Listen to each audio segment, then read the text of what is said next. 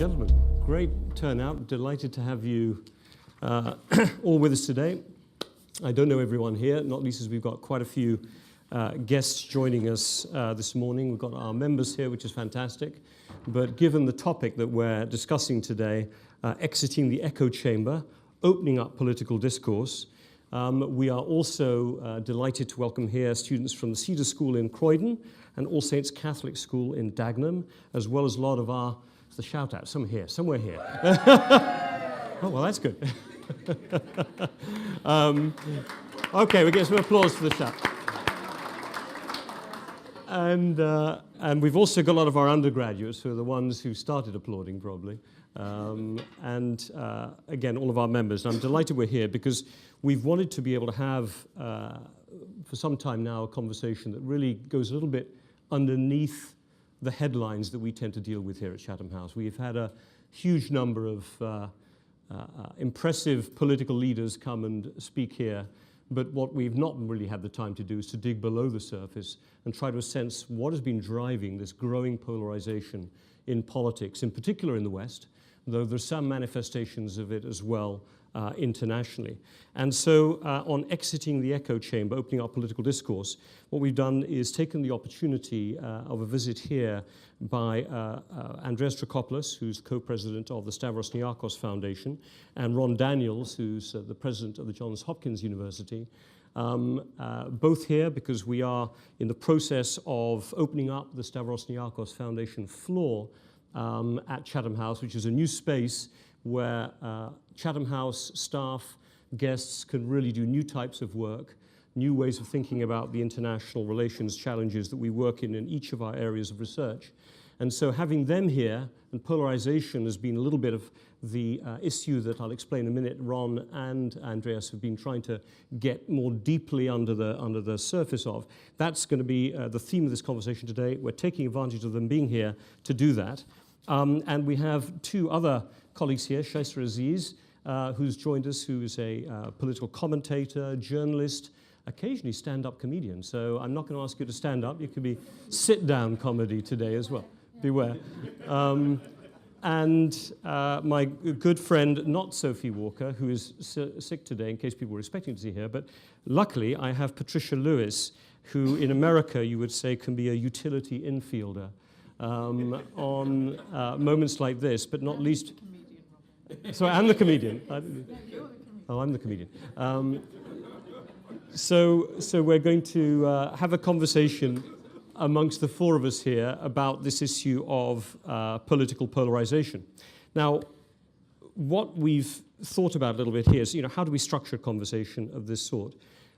Polarization in politics is interdisciplinary. It's going to require an understanding across a whole range of disciplines of research to be able to understand and to be able to manage more effectively. Ron, president of the Johns Hopkins University, you, with the support of the SNF, are setting up the Agora Institute on polarization. What are the drivers? And I suppose you're combining, as I understand it in here, issues of psychology, obviously politics, history. There's a whole range of disciplines that you would normally contain within a great university like the Johns Hopkins University. And as I understand it, you're bringing them together under one roof to try to understand what are the drivers of this new phenomenon that I suppose we try to use as a general explanation for a Brexit decision that no one expected in the United Kingdom, certainly not many people in the press and the betting houses, etc. A win for Donald Trump, which again was unexpected by most people. A surprisingly good showing, even though not a win, in France by the Front National, the National Front party there. A general sense of a sort of a collapse of established politics. As you've gone about setting up this institute, what do you think some of the main drivers are from your experience, I presume, in the US, but I know that you've done work and traveled all over the world. Maybe you're picking up these themes from other parts of the world as well. What do you think some of the big drivers are? And let's just get your impression first. I'll move down through the group, do a couple of questions, and then get all of you involved in this conversation.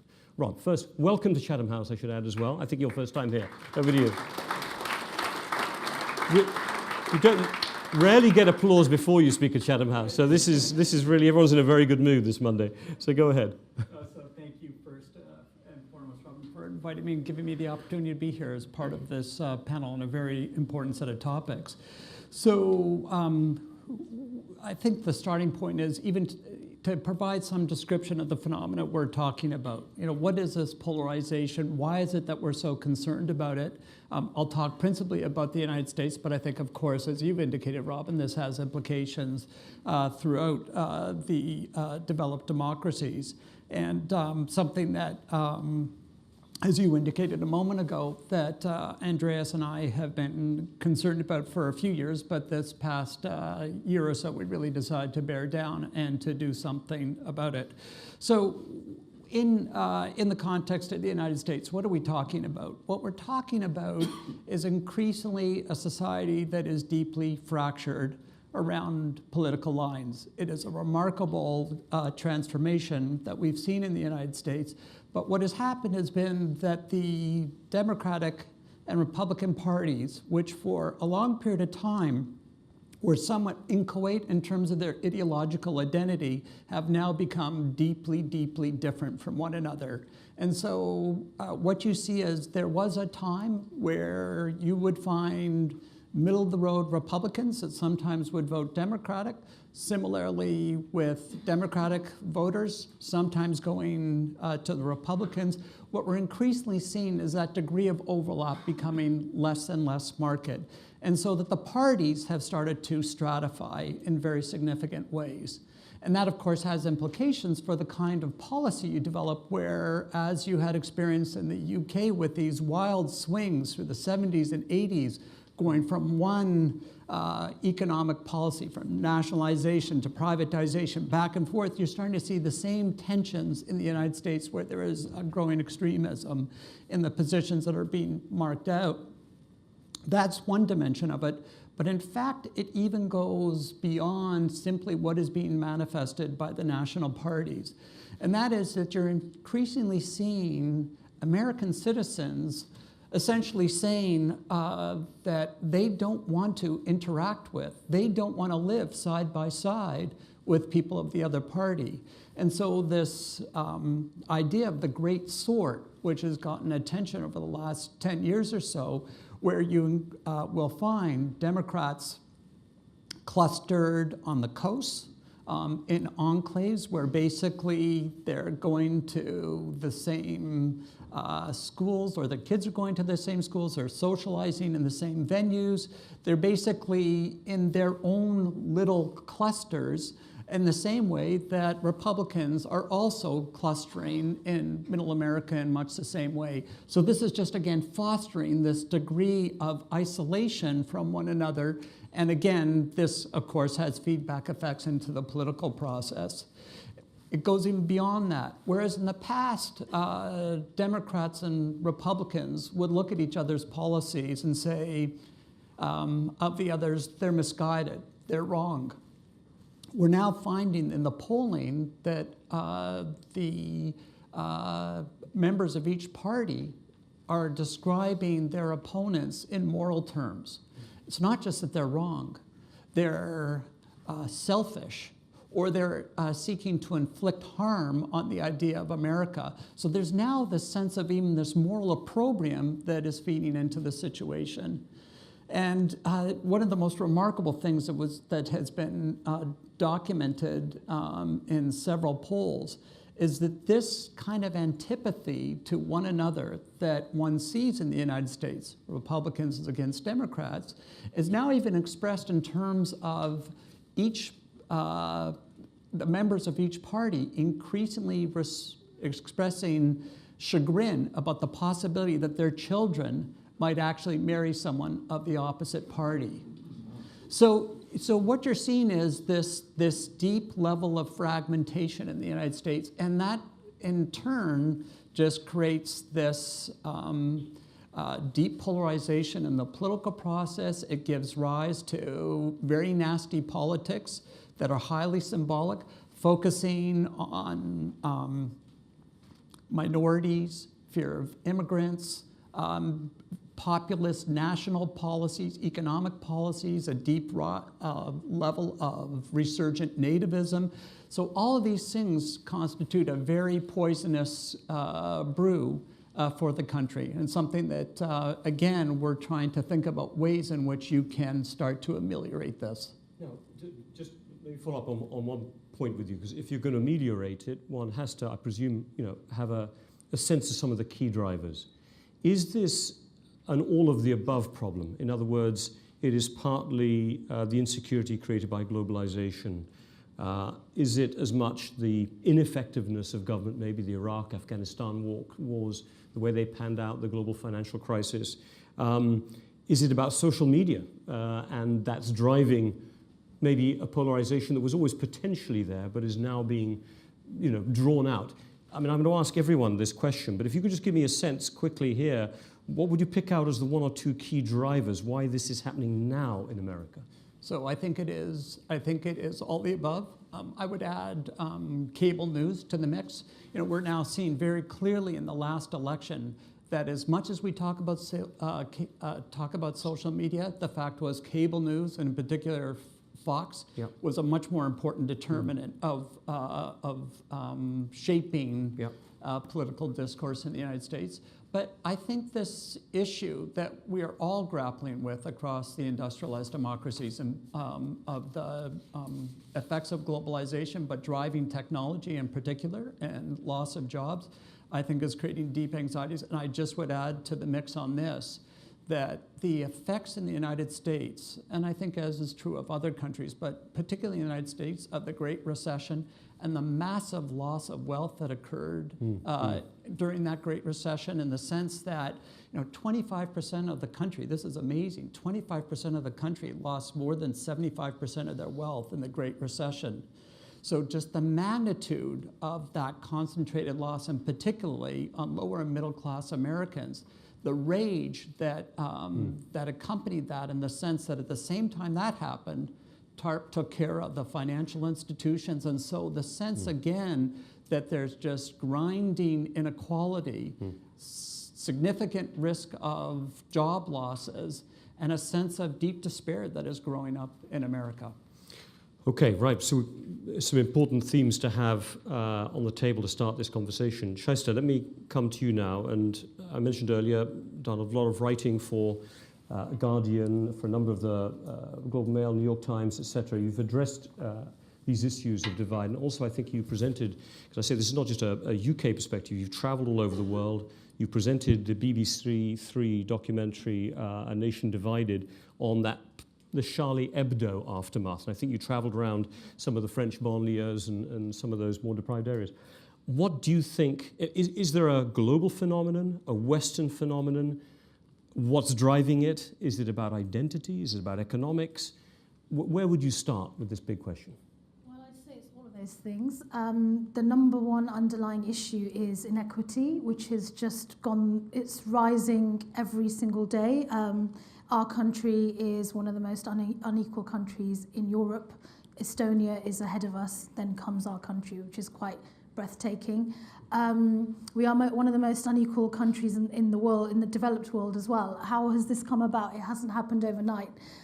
There's been continuous attempts to sort of suggest that this neoliberalism and trickle down, all of that's going to work. It hasn't worked. It was never going to work. And now we are where we are. And then if you throw into the mix the rising unemployment, issues around identity, issues around race, these are things that nobody really wants to talk about, particularly in Britain. I think in the US, clearly there is a developed discourse around race in a way that we don't have here in our country. And then the biggest elephant in the room is class, which is never addressed ever in our country.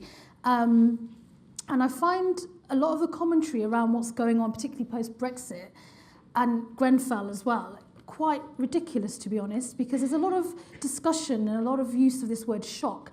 This is shocking. We didn't expect Brexit. Brexit was a shock. Trump was a shock. Well, who was it a shock to? That's my question. I don't believe it was a shock to minorities. If you look at the trajectory that led to Trump getting into the White House and also Brexit, it was very clear what was going on. There was a developed discourse which is all about alienating people, pitting people against each other, narratives around immigrants and imagery, very disgraceful imagery around these hordes of Muslim-looking people coming towards our island, all of that. Now, that doesn't happen in a vacuum. That happens when institutions are failing to do what they're supposed to do. And one of the main institutions, which I'm part of, is journalism and the media. And you talked about cable news. We can also sometimes laugh at the likes of Fox, but let's look at CNN. I worked for CNN myself in Pakistan as a CNN news producer. They have very robust journalistic standards, I'd like to add very quickly. But they went on record to say every time they put Trump on in the run-up to the US election, their ratings went through the roof. And I feel that a lot of what's going on has become entertainment. There is nothing entertaining about what's going on. We've got rising levels of hate crime here in the UK and in the US. We have to ask ourselves, how have we got to where we've got to? And part of the issue is around identity and now who actually gets to define who is an American, who is a Brit, who is a European. I'm British, I'm European, I'm Muslim, I'm a woman. I have multiple identities. You can't ask me to choose which one of those I want to be more aligned to, but that's exactly what's happening. You mentioned Charlie Hebdo, just very briefly. 2 years ago, I traveled around Paris, making a documentary for the BBC. It was made in the space of 4 weeks. Usually it takes 6 months to produce a documentary like this. We got amazing access. We interviewed the new Charlie Hebdo editor. We interviewed Marine Le Pen. Great access, okay? But the premise of the documentary was to find out what it means to be young, French and Muslim in France post-Charlie Hebdo. Obviously, we know there's been other catastrophic terrorism attacks in France and elsewhere. And the thing that really, really struck me was that there's an entire generation of young French Muslims. They are French, born and raised in France, but they're rejected as being French. And it's not them doing the rejecting, it's the state doing the rejecting. And the thing that will always really stay with me was in the process of doing these interviews, every single day when I was out and about, I'd be asked this question continuously: what is your origin? Where are you from? What is your origin? Where are you from? And I was thinking, well, if I'm walking down the street, can I not just pass off as a French, citizen, a Muslim? And so I did ask a few people. I said, well, why can't I just, am I not French? Can I not just pass off as French? And I was told, no, because you're not apologetic. You're too confident to be a French-born citizen who is Muslim. And I thought, well, how damning is that? How devastating and how damning is that? And what does that tell you? That tells you everything. And this is the situation that we're in. And I do feel that for a lot of young European Muslims, and I've spent a lot of time traveling and talking to a good few numbers of young European Muslims, we don't have an identity crisis. We are very clear that we are all these things and more. And we're deemed to be suspect until we prove otherwise. And so we've got into this situation where we cannot expect social cohesion and all of that if a group of people are deemed suspect unless they prove that they're not. And what kind of message does that send to young people?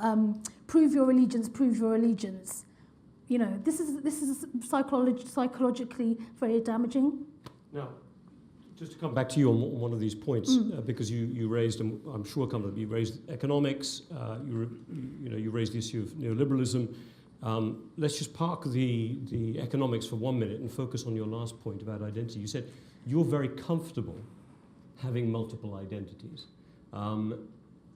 Is part of the polarization then between those who are comfortable having multiple identities and those who say no, in a way you have to have one identity to belong to something? I mean, now, is that a feature of the UK, do you think, as well? Is that France? Is this ubiquitous now in the West? I think it's definitely a British feature. I mean, not so long ago, Theresa May said you're a citizen of nowhere if you believe that you belong everywhere. And part of the problem is that we as British people are not comfortable with our past. We never have been. We have never ever really come to terms with the whole notion of empire. It's not taught in our schools, it's not taught in our universities.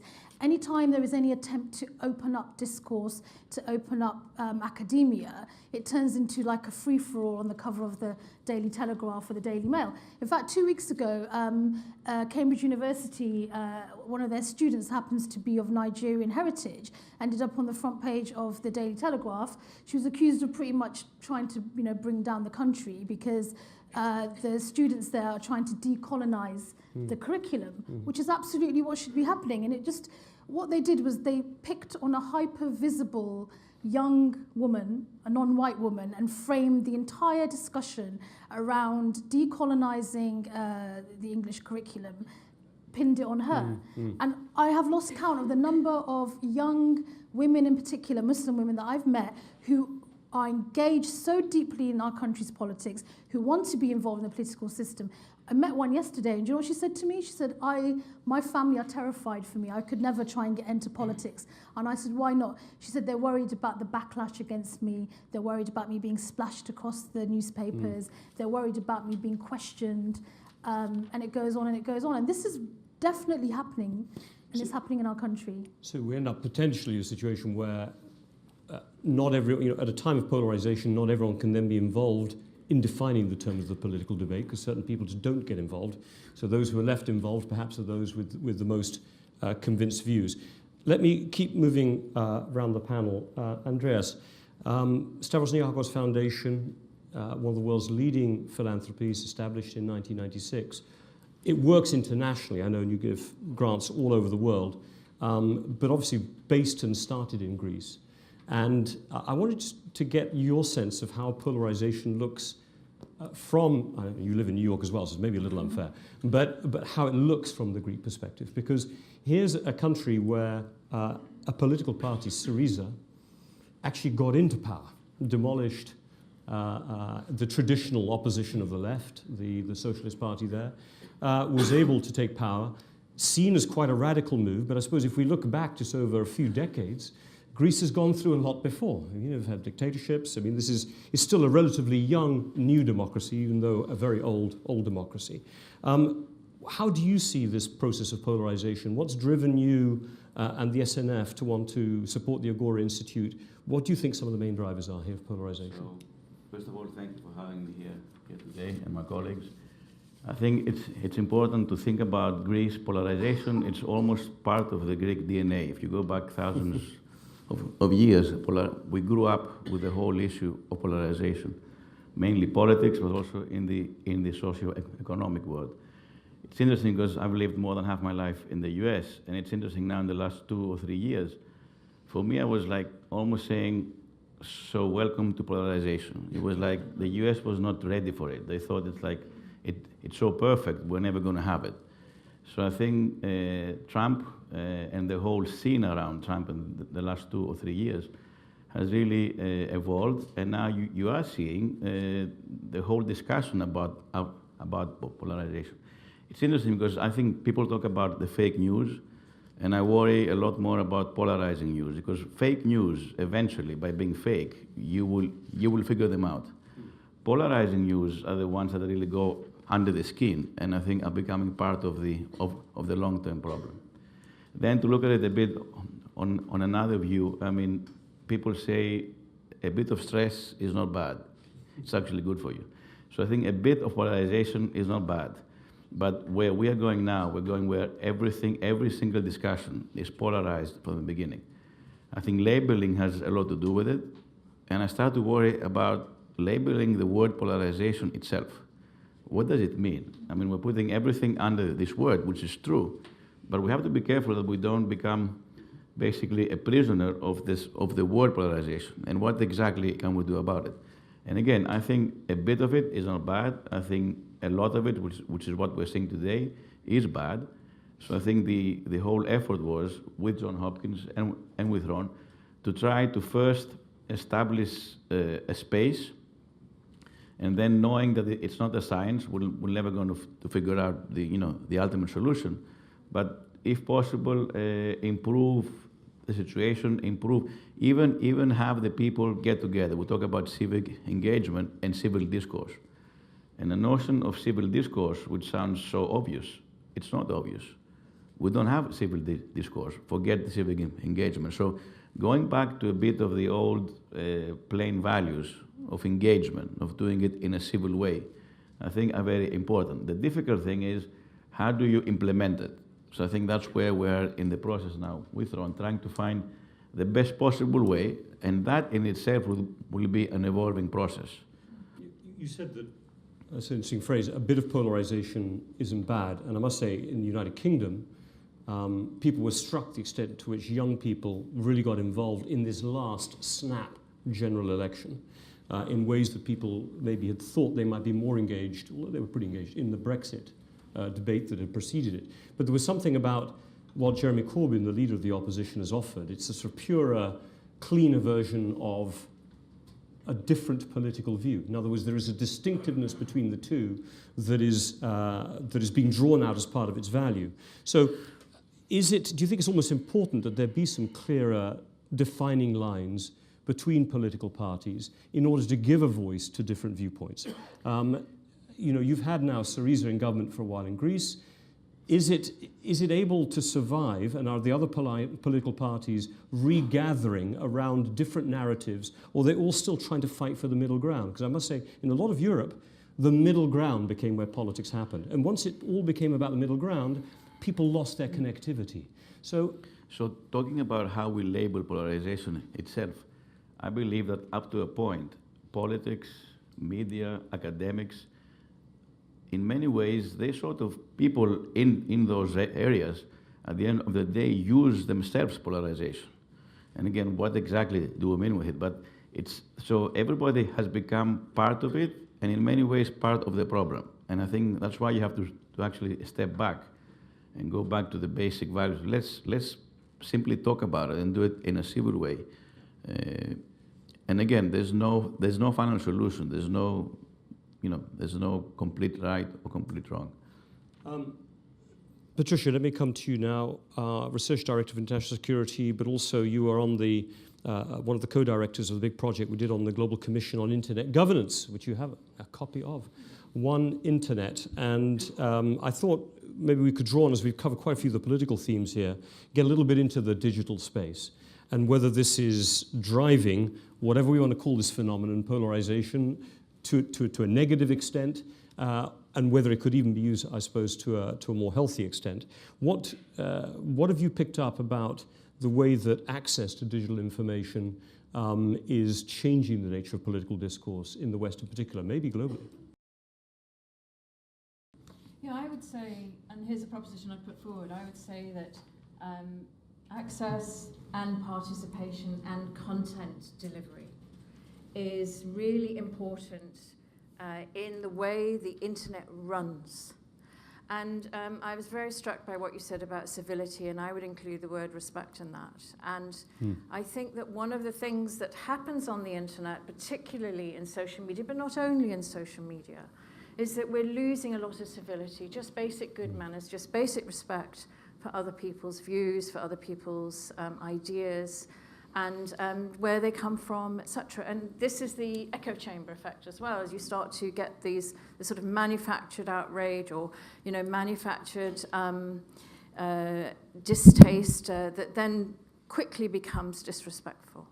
So one of the things that I would propose is that part of what's happened is that the internet was devised by a small group of people with a particular worldview. And therefore, it's being created without consideration, if you like, of other ways of thinking and other ways of doing. So if we take the issue of women, for example, in developing countries, a woman is 25% less likely than a man to have access to the internet.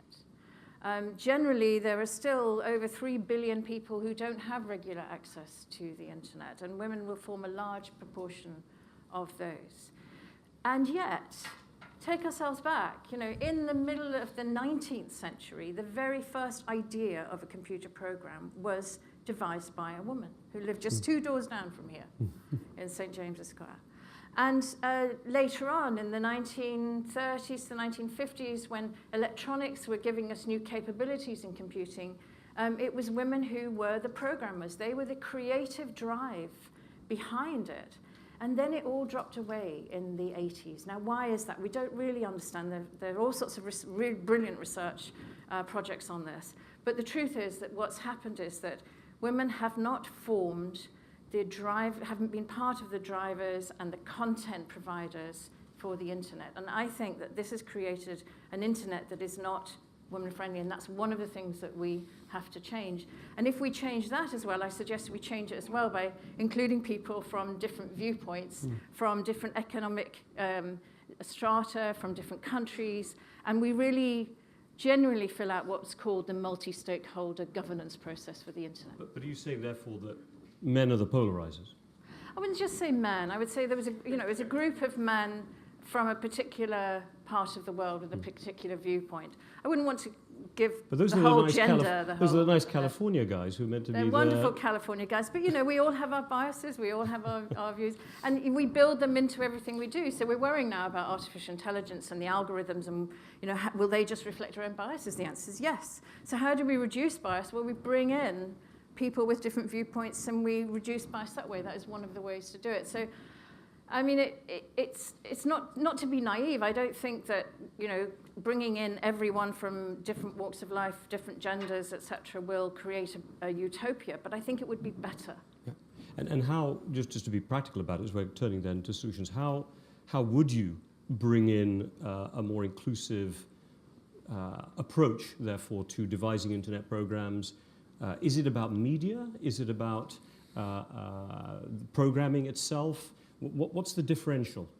Well, so here's an interesting, if you're a musician now and you go for an audition, you go behind a screen and you don't wear shoes. So that when you go in, they are not sure whether you're male or female. And what's happened is orchestras now are being populated by many more women.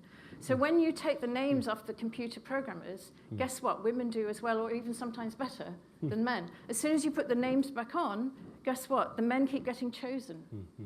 So here's the thing. There are things that we can do to reduce the biases that would just give women a fair chance. And therefore, as this is about polarization, and we're supposed to be talking about gender polarization here, but on the political side, is that the more inclusive, what are you saying that would be the change factor to try to get away from some of the negatives of polarization? Because if I can just take, Andrea said a bit of stress is good, a bit of polarization is good, but the word polarization implies poles apart physically, yeah? So, on one pole, the other pole, you can't see each other, which is where Ron started off at the beginning.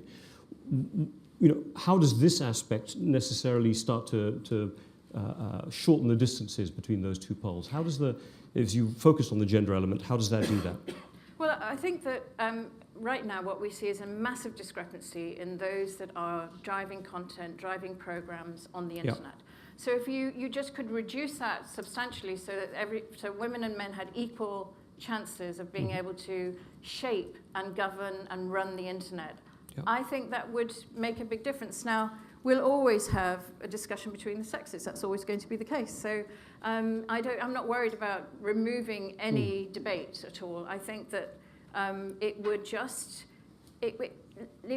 I actually think that gender equality is a transformational principle. Mm-hmm. And I think if we had a world in which we had men and women running it together, and people from different ways of thinking running things together, we would transform the way we do things. Ron, let me come back to you. We're just going to do about another 5 minutes, and then I want to get into everyone here.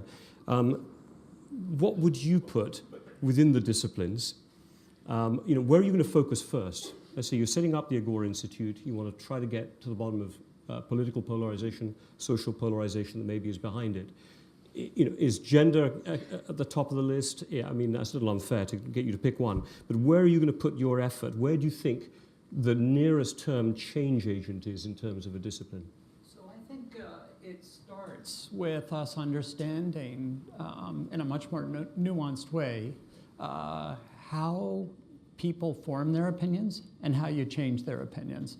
So I should say, at the start of the discussions that Andreas and I had about the need for some kind of intervention, I came to him with, I think, what in retrospect was a fairly naive conception of what we should be doing. That was, my sense was that the best way in which the academy could contribute to fostering dialogue across the different chasms in American society, indeed well beyond, was having a neutral place where truth, empirically driven claims by a neutral body would be able to shape the discourse and somehow find a way to bring the different groups together. And I think what's really striking is that as you look at the literature that increasingly is mounting about motivated reasoning, the inability for people to abandon their preconceived notions, what one finds is that this idea, again, quite naive, just simply putting truth out there is going to be able to force people, pull people together. Disciplined debate doesn't work. So I think understanding how people form their opinions, but then more importantly, what works in changing opinions. Again, you know, what is clearly evident is that when people are now in these very different worlds, in these enclaves, Democratic and Republican, when the other party seeks to use facts, muster arguments to try and move people, it's not working. It's just, the positions are so deeply entrenched. So how we dig our way out of that, what are the processes, how you can actually restore some sense of a forum where the different estates, different stakeholders, different ideas conflict, coalesce, but at least with the possibility that you can bring people along, I think is a really important issue for us. And so I think that's top of the list, is really being able to probe and understand that. So then we can have evidence-based interventions that can start to pull people away.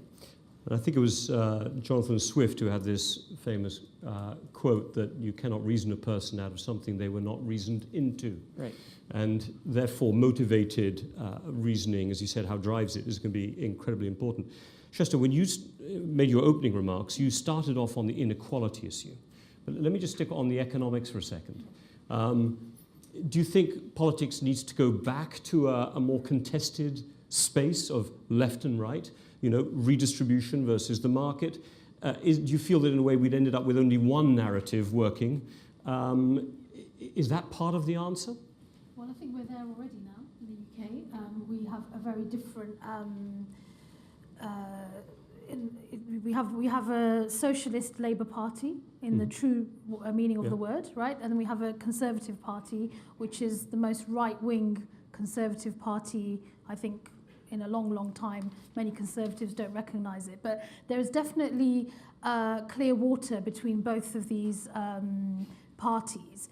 But that hasn't stopped the polarisation. That's actually, I think, made it deeper in many ways, because I think one of the problems is that nobody's listening anymore, actually.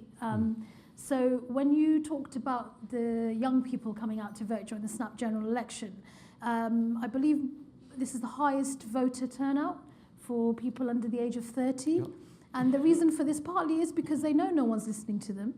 And they understand more than ever that they have to make people listen. And actually, some of them have given up on the political entities listening to them. They're just getting on with things themselves, which is what you're seeing in Grenfell, for example. It's the people who are busy trying to create a climate of restorative justice for the people in Grenfell. It's not the local borough, it's not the council that no one trusts, it's not the actual government. It's the people who are taking the lead. So I think I think in pockets people have started to understand that they themselves have power, and perhaps they gave away all their power, believing that our institutions and our political entities were actually going to provide all the answers. And now they're understanding that these people don't really have many ideas. Yeah. They're not going to find the answers. Just very briefly, during the snap general election, I spent a lot of time in chicken shops, fast food shops in Oxford, which is where I live, registering people to vote. I literally went out with my laptop. There was a big drive to register young people to vote. I had the most fascinating conversations. Most of them were actually with young men. They really wanted to vote. You know, they said to me, "This is the first time I'm going to vote. I've never voted before. Could you help me to register to vote?" So I just sat down with them. There were people from all walks of life, and I really felt very like I could tell very instantly that something has changed. Yeah. There's a change in the air. But then look at how these people have been dismissed by the corporate media, setups. Oh, these people don't know anything. They're naive. They don't understand politics. So this is the other thing that happens. Whenever people rise up and to reclaim their rights, they're constantly told, "Oh, you don't really know anything. What do you know?" And all I say is that I think this snap general election has fundamentally changed things in our country. I believe that this notion of understanding your power is the key to everything in terms of becoming. I think the thread in all of this is that being a citizen. And this question of being a citizen there's question marks placed on people who are other, who are different. You cannot be a citizen if you believe in this, if you believe in that. You can only be a citizen if you believe in this. This is complete nonsense. And it's something that is being challenged more and more by young people and by women. And just very briefly, I agree with everything you said about the gender disparity there. But I think the key to this as well is intersectionality. So it's not just men and women, or I don't think this is about men versus women or women versus men, but it's about who gets to be heard, who gets to be part of the political space. And actually, right over the last 4 weeks, the Me Too movement, as I'm sure everyone is aware of, where there's very powerful stories emerging of what people have endured in terms of sexual violence and abuse. This movement was set up 10 years ago by a black woman. It didn't get the same traction. It's got the same traction now because it's being led by white women, women with a lot of economic clout, women with high profile. So we have to ask ourselves why it is that we as societies choose to hear certain people and not choose to hear other people. And this is all part of the equation. It's not just about being a woman, it's about what type of woman, what type of economic power you have, what your race is, what your class is. And I think that the mainstream feminist movement is actually failing on this. It's still not there. Andreas, let me come, because we'll come back to some of these points in a minute, both on the intersectionality you described, and also I think the question, and I'm just so people are thinking about this later on when we come to the Q&A, whether we can ever go back to the politics as it was, or in a way we're going to have to move to a more bottom-up approach, and I think this is what you were talking about here. It might be cities, it might be municipalities, or it might be citizen-engaged groups, it might be online, it might be physical. Andreas, one thing I wanted to bring you in terms of responses is that you've put a lot of effort into the idea of physical space as well. So for those of you who visit Athens next time, there is now the Stavros Niarchos Foundation Cultural Centre. It's it's got a park, there's a national library, there's an opera. But what was the thinking? It wasn't just about bringing that for Greece. I think I'm right in saying it's also about creating space for people to come together. So how important in today's world do you think physical space is for creating the room then to perhaps develop these crossovers? I mean, is physical space important? I think physical and digital as part of space. You need the physical, you need the digital. Space is very important. Without space, again, whether it's physical or digital, you're not going to get anywhere. I think the big thing is to create the necessary trust, whatever this word also means, so that people can visit the space and feel that it's doing what it's supposed to do. And the same goes in a digital way. But with our cultural center, which we built during the crisis, and our big bet was that we're going to give it back, not to the Greek government, and that was a big thing. We're giving it back to the Greek society. And I think at the beginning, people thought that we were just crazy. You're giving it to the government. We tried to inspire the people to see it that this was actually theirs. And I think the big bet was won because from the beginning, thousands of people. I mean, you're talking about a country where the total population is about 11 million. In the last year and a half since it opened, more than 2 million have actually gone there. So they do see it as theirs. And I think that's the meaning of the word trust, that people actually believe that it was for them and there was no hidden agenda.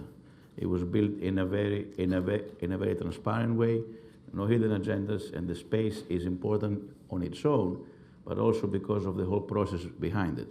And just a very quick comment, we're now in the process, and we're there in Athens now, of doing a new health initiative where we're going to build 2 hospitals and part of another 3rd hospital. And our foundation comes historically from the private sector. The government is, as you know, in Greece on the left or whatever. We're having an amazing collaboration, and it's all based on the coexistence, no hidden agendas, and trust. And we had a session with the 2 health ministers who basically said something which I thought was very, very important. They said, we do respect the foundation because they respected us. So it goes back to for me, trust and respect, they do come together. You can't have trust without having respect. So it goes back to the essential values of trust and respect to make the space be really trustworthy and work. Because you can make space, but if it's not trusted, people will not go to it, whether it's physical or whether it's digital.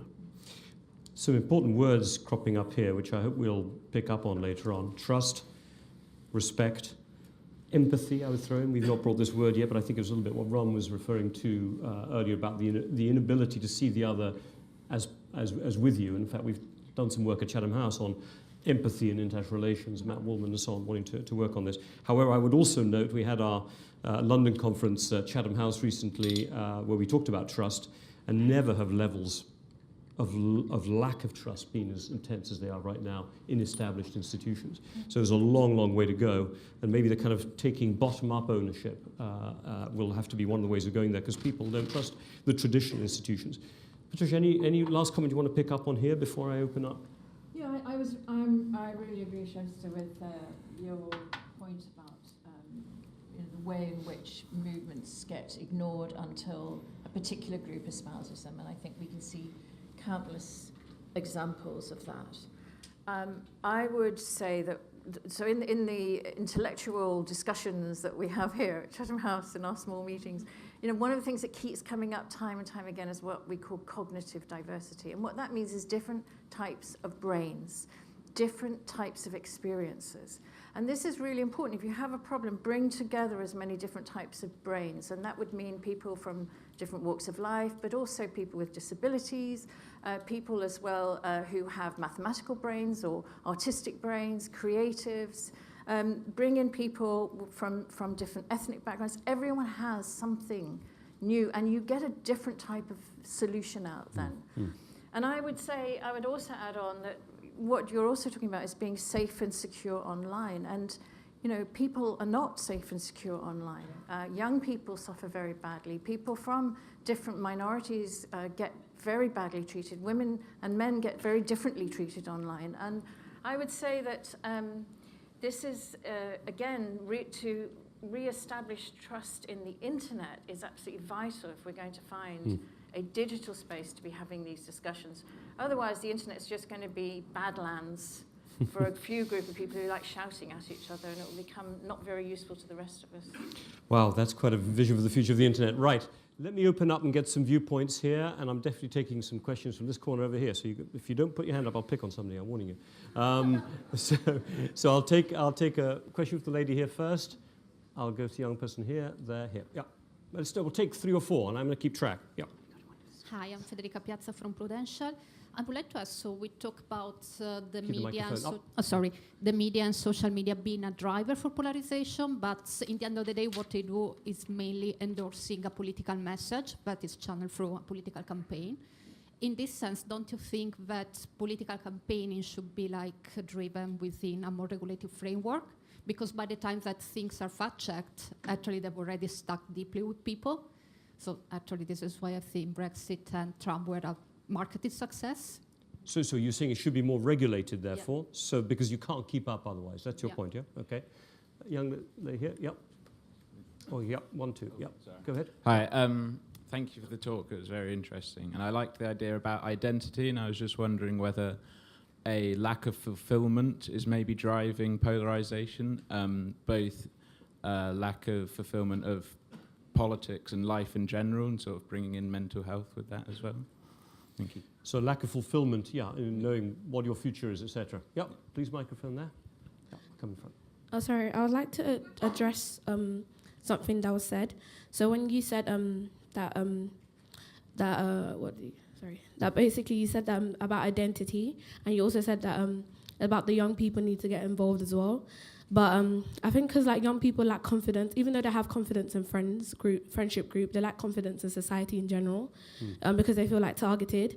And I feel like the social media, like Twitter and stuff like that, give them confidence to speak out. Although that happens, but opinions are thrown around, and people lack their own opinion because they're not confident to research outside. And they also feel like politics is something for someone who works in parliament, or something that people who in the city think about it. It's not, for someone who's in Dagenham, like all of us, it's really rare to hear stuff like that. And getting involved is quite a courageous thing. So so we need to find a way to give confidence to young people to understand that politics is life. So anything we do is around politics, because politics is the sharing of opinions. So by giving confidence to young people like that would make participation and also political discourse to be rare in society. And I think because young generation is the future, and we need to realize that as well in society. Thank you very much. Good points. Just be right at the front row, please, just here, because these hands take two more comments, and then we'll open it up. Yeah. Thank you very much. John Warren, physician, Chatham House. In the 1950s, advertisers discovered they could make the case that tobacco is harmless, completely fly in the face of evidence, and those lessons have passed on to public relations and all aspects of public life now. Priti Patel's first major contract was working as a public relations officer for British American Tobacco, for example. How do we counteract the effect of advertisers and PR people in our national institutions like government and in the BBC, for example? There's an awful lot of money to be made out of polarization. Very simple. A lot of money to be made out of polarization. And as we know, obviously, a lot of the growth of the internet has been driven by it's a form of advertising. That's why it's free. Gentleman just behind, one last one here. And then I've got lots more. I'll come to people. Yeah, let me just get... John Halloran, European Social Network. My question is really about what we might, in a broad sense, call education. And I'd be interested in what the panel might think around both formal and a wider sense of education, and what role that could play. I'm thinking when people meet each other, often their relationship can develop in a way that is different from when you read about something or you see something in the media. And it's interesting that I know there've been quite a lot of evidence that those who felt most to fear, for example, from immigration, sometimes had the least experience of it. Yeah. So, and I was wondering how we can do more in terms of our education, in a sense, both as citizens, but also in terms of as people grow up, so that people are enabled to make those kind of contacts, to actually become more aware of others, and to see themselves in other people's shoes. Is there something around our education system that can actually help to move this debate on? Right, look, with a lot of points here. If I take two, we'll go backwards and forwards quickly. So just some quick reactions. I've got lots of hands up, and I want to get points in. Ron, do you want to say something on education? Yes. So let me start off on the education piece. You know, I think that one of the really interesting ideas that's out there in the United States is the revival of civics. You know, the sense that many people who are now in their 50s and 60s remember quite vividly having basic civics classes, a sense of American history, a sense of the operation of American political institutions, a sense of the American idea. That is, that this is not blood and soil, that this is an idea around the commitment to liberal democracy. And again, that one can maintain a number of different identities and still be a proud American. I think that for whatever reason, those classes have fallen into disuse, and I think there's a real opportunity to revive them and to see the extent to which you can start to mold, at least, a sense of commitment and understanding of the core democratic institutions. Let me, just also quickly react to the issue of fulfillment. I think that there's no question that there's a malaise and a sense of despair in a number of different pockets of America, and indeed internationally as well. What's remarkable is that if you look at the book that everyone was reading last year in the United States, trying to understand what happened in the election, it was Hillbilly Elegy, of course. is J.D. Vance's book on the alienation of the white middle class in the United States and the job losses and the despair that comes with that. In truth, that narrative tracks very powerfully the narrative that African Americans have been describing for generations in terms of what it means to suffer chronic, concentrated unemployment that now has an intergenerational character. So I think that there is a growing sense that economic pressures, and in particular, the loss of jobs and the lack of investment in retraining for people to get back into the workforce, I think is something that really does drive this issue around a sense of fulfillment. And I think to the extent that we see growing joblessness, a sense that the state has sort of stood by as these changes have taken place, in part because of trade liberalization, but mainly because of technology and the sense of displacement there. I think that's going to just continue to sow this kind of alienation, and this is where I think there's a lot of possibility for politics to make a difference in terms of the kinds of programs that enlightened governments can provide to insulate people from those vicissitudes. Patricia, do you want to pick up anything on the internet in particular? There were 2 points there. Social media can't be fact-checked. Maybe needs to be regulated. There was the commentary as well about, the internet feeds off polarization, etc. What would you say on that? I think in terms of social media and regulation, so there's a huge debate going on right now as to, what sort of responsibility the internet service providers have, what sort of responsibility the social media providers have. Are they publishing houses and they have to be responsible for the content online?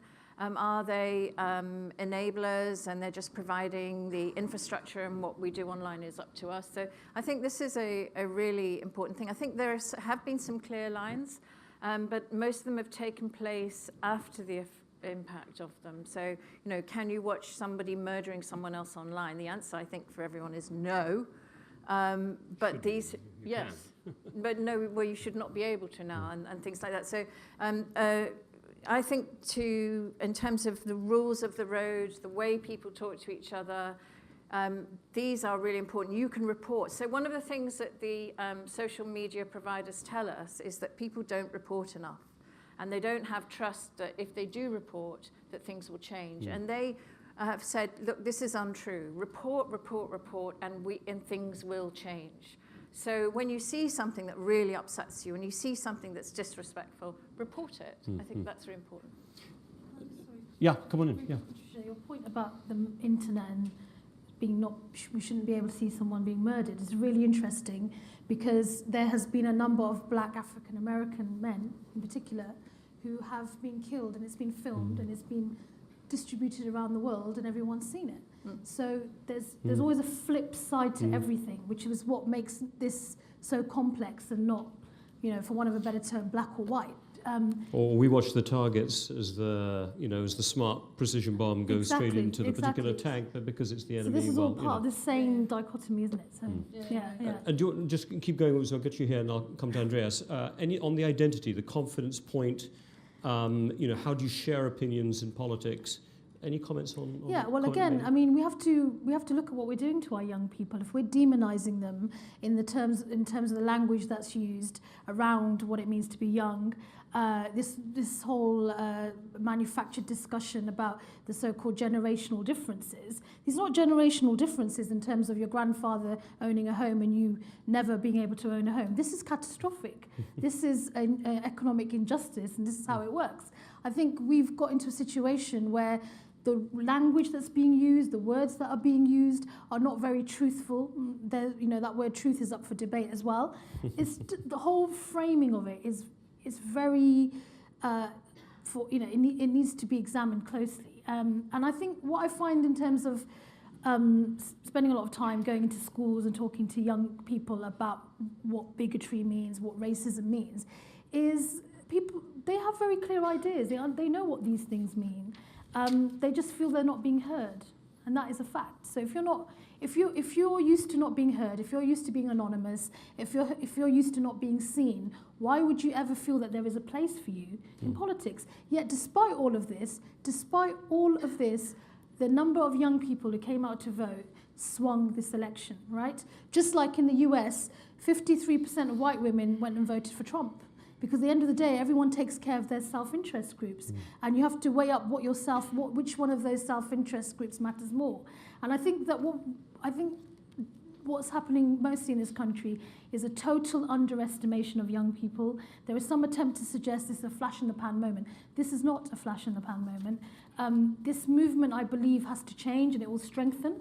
But if you look at how grime music was used, how grime artists came to the forefront during this campaign, we talk about Twitter. There's a black Twitter, there's a Latino Twitter, there's Muslim Twitter, there's LGBTI Twitter. There's all these different types of Twitter that are being used by these different identity groups to talk about politics in ways we've not seen. And this is really exciting. It's just that it's not mainstream, which is why perhaps it's being ignored and perhaps it's not fully being understood. Well, I think young people never want to be mainstream, by the way, but that's just one other side point.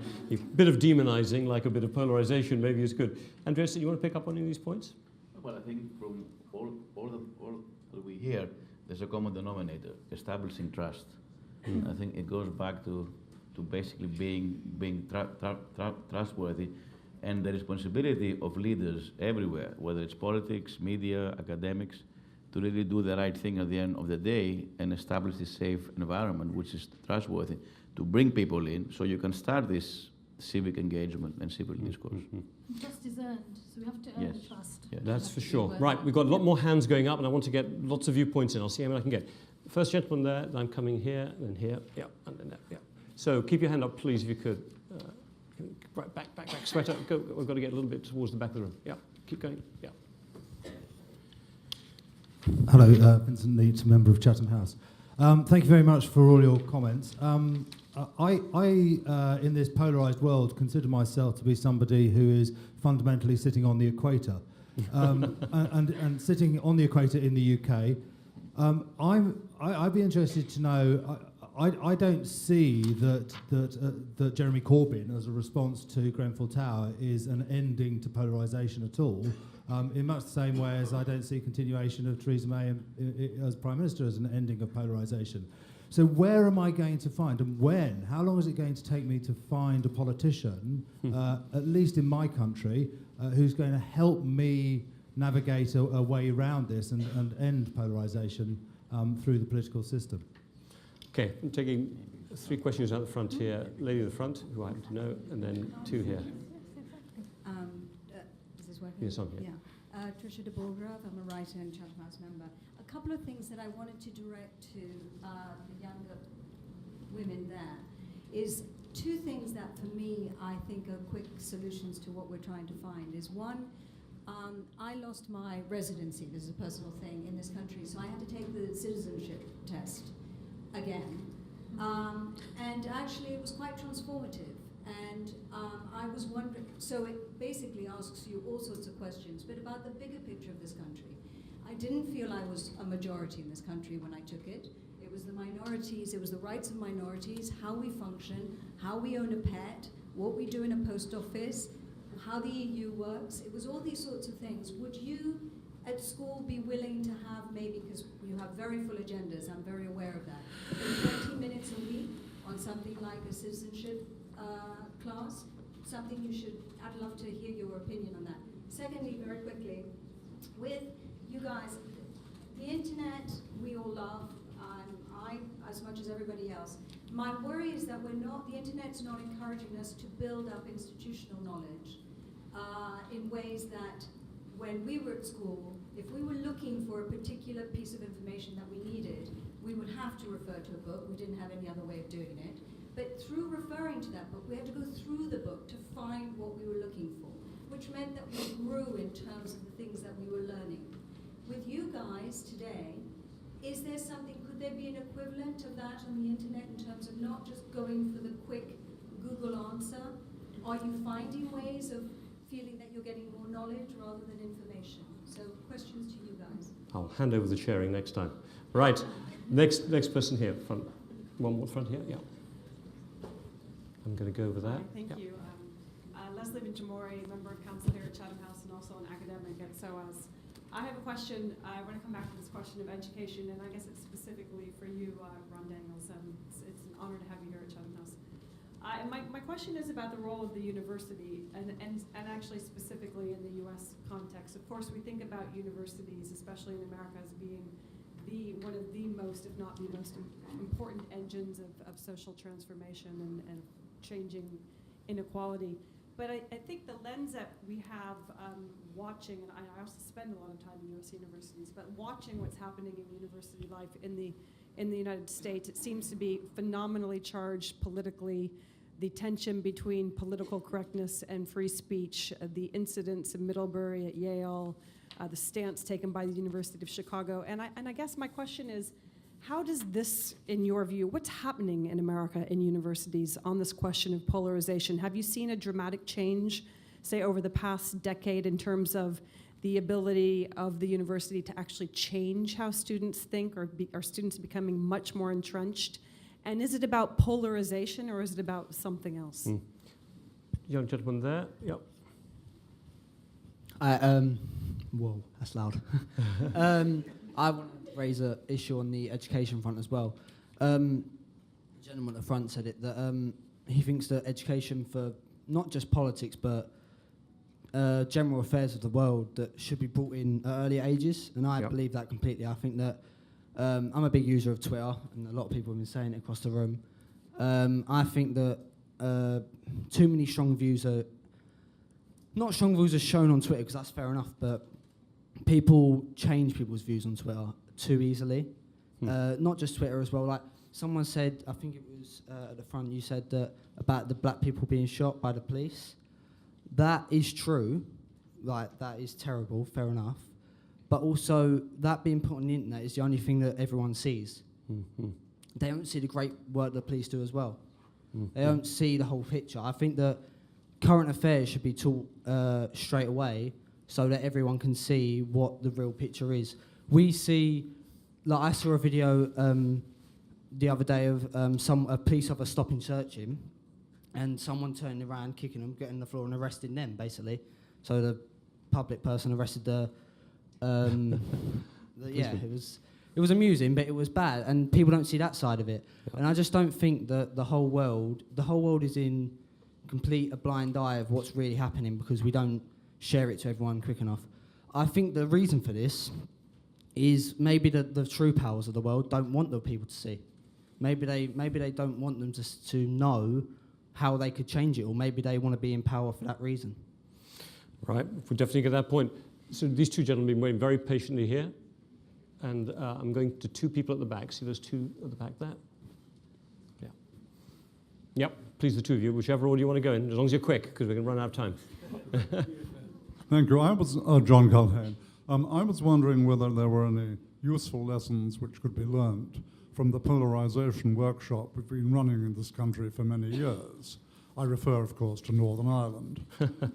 And one of the interesting things about the polarization or depolarization of Northern Ireland was the synthesis of the views of what are called the Cherubile brothers, of Ian Paisley and Martin McGuinness. And as I say, I wonder whether there's any useful lessons. Still fairly divided, but carry on. Yes, please, sir, quickly, and then I've got two at the back. Yep. I'm Stephen Porter. I'm a new member. I fear that maybe the real reasons for polarization are much more trivial than these wonderful people have told us. That maybe in Britain and America, one of the great driving forces of polarization is boredom. Boredom with a particular type of career politics, which has become very standardized, and maybe people are trying to get entertained more in politics. They're certainly getting entertained at the moment. From Trump. Right. So, yep, please, gentlemen there, last question there, and then we'll be wrapping it up. Yep. Hi, my name's Hamza, and I'm at Goldsmiths. I just wanted to ask whether you think the reason young people aren't engaged in politics and sort of are discouraged to get into politics is because everything we're seeing in news and the media is quite negative. It's sort of people are dying, no one's actually surviving. It really paints a negative picture of the world. And for me, it's a sort of thing where, for me to get involved in politics, just, I guess, walking out in the street, my mum would say to me, oh, like, be careful, you have a beard, like, just like me, maybe you want to trim it down a bit. If you're going to go to a meeting, make sure you look smart, like, she's wearing a hoodie now. Sometimes I do feel a bit out of place. And I think a lot of young people would agree with me and say that politics isn't the path they want to take because they don't want to be surrounded by sadness, essentially. So what do you think can be done to actually make politics a bit more lively, a bit more fun, if you like, if it can be? Just pass the microphone along to the young lady there, and that'll be the last one. I apologise for all the other people. We've got to finish in 5 minutes. Yep. My name's Naomi Potter. I'm undergraduate at the LSE. And I was just wondering if any of the panel members thought that there's anything about the relationship between political institutions and social media, and like in particular the two-party system we see in the UK and the US, and the sort of range of identities that you see represented in social media, and if there's a bit of an incompatibility there. Thanks. Okay. Right. There's a lot there. You can't do it all because we should really, and that wasn't, I suppose, the idea was to be able to get through everything here. A lot of points raised. So I've got a little list here. If I think anything critical is missed out, I will let them go. Why don't I run down this way? Patricia, and let Ron have the last word, so you know what's coming up. In your turn first. Okay, I mean, I'll start with Northern Ireland because I think it's one of the hardest things to talk about. And I think that there are huge lessons to be learned from Northern Ireland. You know, the various crises and, of course, in the ways that we've also worked together to solve them. I would say that the issue of civility and respect was critical, and every time that gets lost, we end up in trouble. And I would also say there's a great phrase that I think was used a lot, and that is agree when we can, negotiate when we can't. And I do think that that's a mantra that we should all adopt for everything. But I think that there are some lessons that we could really usefully learn. We need to go back. And then I would say in terms of getting into politics and negative image of politics and how to make it more I do think this is a huge problem. You know, I listen to everyone, my response is always, well, why don't you go into politics? Why don't you become a politician? And the answer is, I think for most of us, we look at it and we go, oh gosh, no, I wouldn't want to go near there. So if we're not going near there, it's not going to change, right? So I think the answer is get into politics and change it together, but change it collectively, and don't imagine yourself in a narcissistic way to be able to change it as an individual. You have to do it collectively. And there's many different levels at which you can work it as well. Yeah. It doesn't all have to be national politics necessarily. No, absolutely not. Andreas? But I thought this last part was my point also about engage. Yeah. We have to engage, and maybe one on their own cannot do it, but if you start connecting the dots and keep engaging, I mean, better things do happen. I think it was interesting, a lot of the questions had the answers hidden in the questions themselves. I hope so, because we can't answer them all. So thank you for that. Well, some people say we get the democracies we deserve. So yeah. I think the point there is we are citizens, we should be active citizens. If we want change, then without sounding like a broken record, we have to be that change. We really, really have to be that change. And the final point I'd say is that I spend a lot of time going into schools, talking and listening to young people, and I always say to them, never know your place. We live in a country, our country is one of the most class-dominated countries in the entire world, right? From the minute you're born, you're supposed to know your place. Basic message is never know your place. Your place is everywhere. Make it your business to be everywhere. Please... Well said. Please do not allow anyone to tell you can't do anything. I understand how hard it is to be a young person right now. Really, I do, more than any other time. But you have a voice. We've talked a lot about social media. Use all these tools, but use them to create change. Be that change maker. To the young people, do it now, because you won't be young forever. That's a fair point.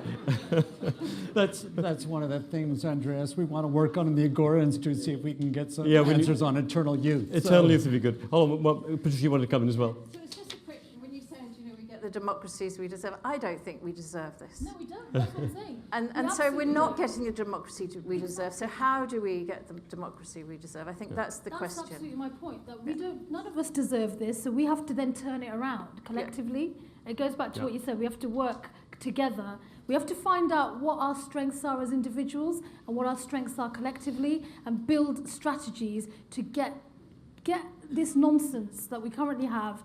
We need to just remove it. And I totally don't think we deserve this, to be very clear. Right. Ron, what do we deserve? Well, I actually think we deserve some more boredom, because I'm actually to the point about that the real problem here is that we've become bored and we needed some kind of excitement. I am positively exhausted by what we're dealing with in the United States. I mean, it's just, you just see there's this sort of frenetic quality. The tweets come out, then people are kind of consumed with the ramifications of that. And so this impulsivity and just sort of wild frenzy of activity that is shattering America is exhausting. So I welcome the prospect of a return to boredom, though I fear it might be a bit quixotic. Let me just quickly respond to some of the issues that were raised. You know, one, on the two-party system and the barriers to entry, it's much worse in the United States than it is in the Westminster form of government that you have in the UK, and I'm a Canadian, we have back home. But you know, in the United States, there are just so many institutional barriers to a third party. And so although there are a lot of really interesting candidates out there, one in particular I'm very fond of, given the connection to Johns Hopkins, is Mike Bloomberg, the former mayor of New York. He looked at this closely, wanted to run as an independent, saw that there was a really interesting mix there of being very progressive on social issues, but being conservative on financial, fiscal issues. And it just, in the end, he looked at it closely. The barriers to entry were so formidable, he just couldn't make a go of it. I think that's a real problem for us. On the issue of will there be some kind of political entrepreneur who will do something in terms of moving us away from polarization? You know, I think it's probably worth just reminding ourselves that despite the outcome of the last national election in the United States, you know, Hillary Clinton did win the popular vote, and she lost the Electoral College by 77,000 votes in 3 states. It was really narrow. So, you know, this is only to say that although the issues of polarization and fragmentation we're talking about are serious, and for a variety of reasons, in terms of the long-term health and robustness of democratic society, we have to worry about this. You know, I can imagine in the next election, maybe even in the midterms, there were some very interesting things that happened last week in the down ballot elections in Virginia and so forth. You know, if you have a different kind of Democratic candidate who doesn't fall into the traps of characterizing large swaths of America as deplorables, and is able to talk in a very different way about, you know, these issues of the economy and the way in which you can transcend race. That's not to say that you marginalize race, but it's only that you can put together coalitions where people across different groups see the commonality across the country rather than the differences. I think you could see a very different outcome, and I think that could be healing. And so, you know, I think that's a point of encouragement. Finally, on the university, it's a large and really important topic that I would welcome the opportunity to talk to you more about offline. But you know, I think that quickly at 2 levels. One, when you look at the issues around academic freedom and free speech, and these moments when speakers are being disinvited and there's an attempt to squelch debate on campuses, I think in some sense it goes back to this issue of civics. It is remarkable how dimly understood, even in really smart, sophisticated students that are coming to these universities, how dimly understood the case is for academic freedom. Why it matters, why in some sense we want to have this unfettered debate, however rancorous and painful it might be at times. There is a belief that in a democracy, that's an important part of the way in which we surface differences and resolve them. And it's remarkable. It's remarkable how when we just this past year, when we took the entering class and just started to talk to them about this, you could just see the lights going on, but no one had made the case to them before.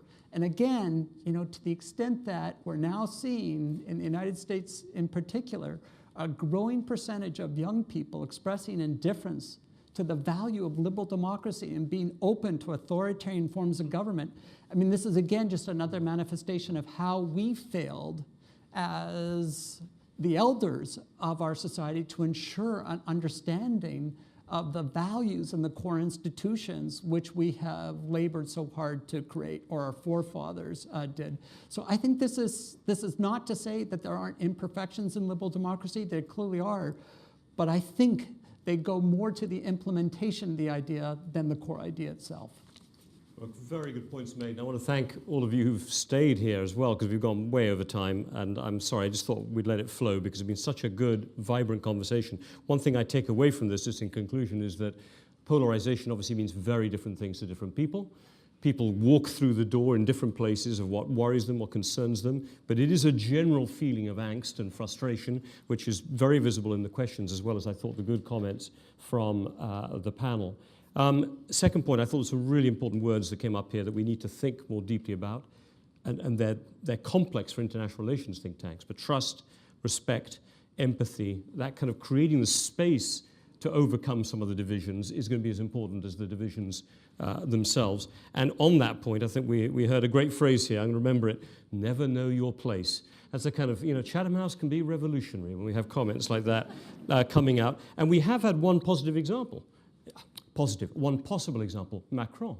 Macron certainly didn't know his place in that sense. He decided, I'm going to, blow this up. A lot of people said it'd be impossible. He came from a fairly privileged background, but on the other hand, he certainly overcame some obstacles to create it. So change at this moment of instability is definitely possible. So for the young people here, in particular, as I think Patricia and everyone was here was saying, and I think you said, Andreas, grab the moment, do it now. Now is the time to do it. There will be, and we look forward to the work of the Agora Institute at Johns Hopkins. I'd say at Chatham House, we're trying to get our own staff a bit more integrated, and the new SNF floor at Chatham House gives us a chance to be interdisciplinary in ways that we were not before. So we're all trying to think about different ways of working, and I would just do a quick call out for a new Chatham House project we'll be launching on the future of European democracy. If you can't get democracy right in Europe, where else are we going to get it right? And how can digital and technology help rather than be the problem? Let me apologize for all those people whose questions I didn't take. There were several hands, and I know some of the people personally, so I'm very sorry about that. But there's no favorites, as you can see here at Chatham House. Thank you very much indeed. Thanks for great questions. Thanks for all the students who've been here. Big hand for our panel.